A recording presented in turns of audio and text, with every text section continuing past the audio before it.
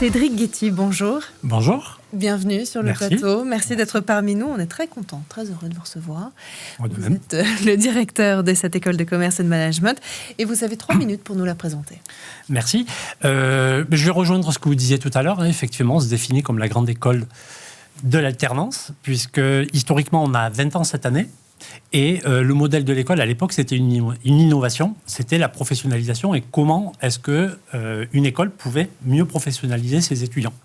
Aujourd'hui, PPA Business School, c'est 7500 étudiants en France, donc 4500 sur Paris.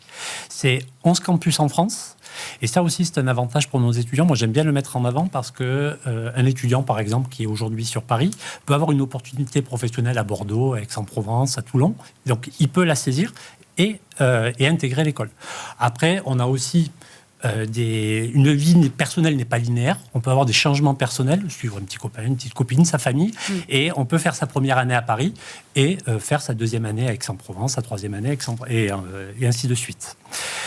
PPA Business School, c'est aussi 14 enseignants-chercheurs. On a un laboratoire de recherche. Pour nous, c'est quelque chose aussi de très important à l'école, d'avoir un bon équilibre entre la connaissance et la compétence. Et pour nous, ça, c'est aujourd'hui essentiel. C'est 13 000 alumni. Donc les alumni restent une ressource importante pour les étudiants, bien entendu, puisque c'est le premier pied finalement dans le monde professionnel. C'est aussi des étudiants qui reviennent et qui sont fidèles à leur école pour enseigner, transmettre de la connaissance. Et c'est 9 bachelors aujourd'hui et 13 masters.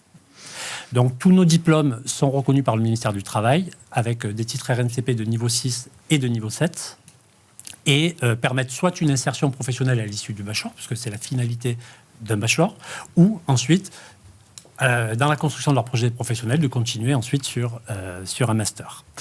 On propose aussi à nos étudiants, et ça c'est une dimension pour nous qui est importante, c'est l'internationalisation, puisque on a une filière, notamment International Business, qui est enseignée tout en anglais, donc pour des étudiants qui ont envie de suivre un cursus entier en anglais, mais on permet aussi à nos étudiants de pouvoir partir 6 mois en échange à l'international, ce qui est assez rare dans l'alternance, parce que c'est un dispositif à la base qui n'est pas prévu pour.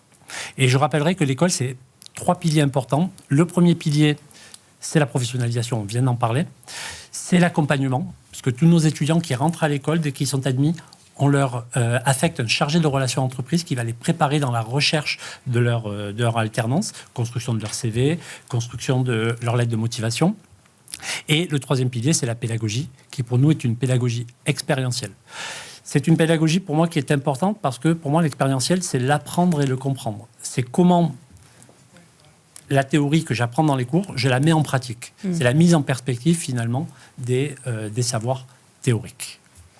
Bravo, merci beaucoup pour cette présentation. On va commencer par une première question. Vous parliez justement de cette pédagogie expérientielle. Ça ressemble à quoi une journée là, dans les chaussures d'un élève chez vous? Alors ça peut prendre différentes formes. Ça peut prendre une journée, comme vous dites, mais ça peut prendre aussi un format séminaire sur une semaine. D'accord. Donc, où on va coupler de la théorie, c'est-à-dire du cours fondamental, avec une mise en pratique avec une entreprise. Ça peut être sous format consulting, par exemple, avec une entreprise qui va venir pitcher, par exemple, un lundi matin.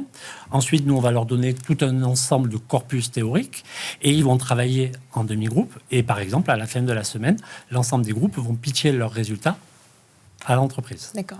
Ça peut ressembler à un hackathon, pareil, sur 2 jours, avec une problématique. Les étudiants peuvent travailler sur 54 heures et fournir ensuite leurs résultats.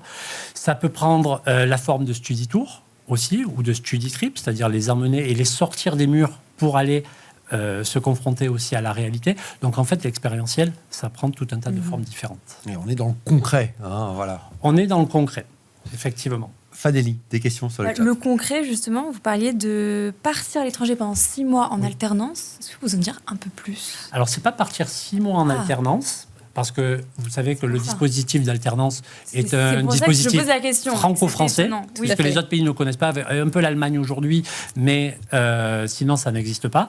En fait, on permet à nos étudiants de mettre leur contrat en sommeil, ce qu'on appelle en sommeil, puisqu'un contrat d'alternance, c'est un contrat tripartite entre un étudiant, bien entendu, une école et une entreprise.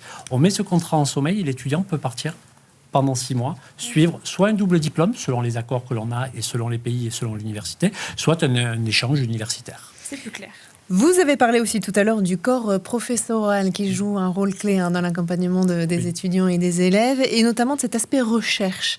Est-ce que vous pouvez nous en dire plus là aussi? Qu'est-ce qui fait votre spécificité? Oui, tout à fait. Alors aujourd'hui, la recherche, c'est aussi un défaut que j'ai, parce que moi je suis enseignant-chercheur à la base, donc, mais je suis très attaché à cette dimension recherche, dans le sens où ça permet aussi à nos étudiants de leur donner tout un tas de corpus théoriques, mais aussi en même temps de prendre de la hauteur. Ouais. Puisque la recherche permet effectivement d'avoir un esprit critique et être capable de prendre un problème dans une dimension plus globale. Et aujourd'hui, mixer les deux, avoir ce bon équilibre entre la connaissance et la compétence, pour nous, c'est fondamental. Les chercheurs vont effectivement faire de la publication académique, mais vont aussi transformer ce qu'on va appeler de la vulgarisation, transformer cette recherche académique en quelque chose de beaucoup plus compréhensible. Et ça va passer par exemple par des études de cas, ou des chapitres d'ouvrages, ou des écritures d'articles dans des revues comme The Conversation, etc. Mais pour nous, c'est important. Et puis après, on adosse aussi nos programmes à la recherche. D'accord, puisque on a aussi une volonté d'aller vers la reconnaissance du ministère de l'Enseignement supérieur. Et donc, ça demande aussi des cours de méthodologie du mémoire, etc., et qu'on commence à introduire et qu'on introduit dans les cours. Et comment aujourd'hui votre école répond aux défis du futur? Et notamment, on a beaucoup parlé au cours de cette journée, de ce premier salon de l'intelligence artificielle. Oui. Évidemment, indissociable certainement du business demain. Bien sûr. Alors, il y a deux aspects. Alors, on va dire que l'intelligence artificielle, on n'a pas forcément besoin aujourd'hui des entreprises pour nous dire que c'est essentiel. Je pense qu'il suffit d'allumer la télé pour le comprendre. Mais aujourd'hui, on l'intègre dans tous nos cours de deux aspects. D'un premier aspect, pour accompagner nos étudiants sur avoir quand même aussi un esprit critique. Ça fait 2 fois que j'utilise l'esprit critique, mais c'est aussi important à un moment donné pour bien utiliser quelque chose.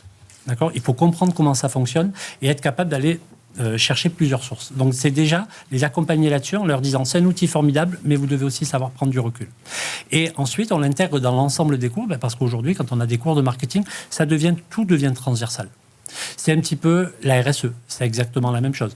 Aujourd'hui, c'est quelque chose de transversal. Le marketing digital, aujourd'hui, c'est transversal. Et cette notion d'intelligence artificielle, aujourd'hui, on l'intègre à chaque fois qu'on peut, en tout cas, comme l'outil qui va les accompagner dans leur futur métier. Parce qu'on sait qu'aujourd'hui, les métiers sont transformés par cette intelligence artificielle et on doit leur donner les clés de compréhension. Voilà. On a une toute dernière question. La question de Stéphane. Pour vous, Cédric, évidemment. Quelles sont les perspectives d'emploi à la sortie de l'école? Quel secteur recrute le plus? Alors, l'avantage que nous, on a dans une business school, c'est qu'on va avoir tout un tas de secteurs qui vont pouvoir être, nos étudiants vont pouvoir intégrer. On sait qu'à 6 mois, on a un taux d'insertion de 96%. Quels sont les secteurs qui recrutent le plus? Je vous dirais qu'aujourd'hui, les secteurs de la distribution recrutent beaucoup. Tout ce qui est secteur de service à la personne recrute beaucoup. En fait, on a aujourd'hui quand même une dynamique économique qui est plutôt porteuse pour l'ensemble de nos étudiants. Et c'est l'avantage, comme je vous le disais tout à l'heure, 9 bachelors, 13 masters, ça vous permet d'aller dans tout un tas de secteurs. La supply chain aussi. Et l'alternance aussi, qui est aussi une vraie chance pour l'insertion professionnelle. Mais totalement, puisque l'alternance permet, notamment sur les dernières années, sur une 3e année en bachelor par exemple, ou sur une 5e année en master, en général, on sait très bien que les entreprises vous scrutent. Et si vous êtes un candidat potentiel, ils penseront à vous pour le recrutement. Ça, c'est certain, mais c'est vrai.